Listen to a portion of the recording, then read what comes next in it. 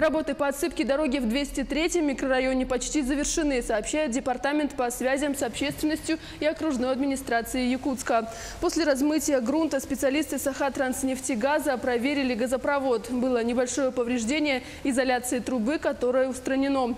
Перебоев в газоснабжении в 203-м микрорайоне нет. Отсыпка проводится по всему протяжению дороги, где есть промоины, чтобы не было дальнейшего размытия.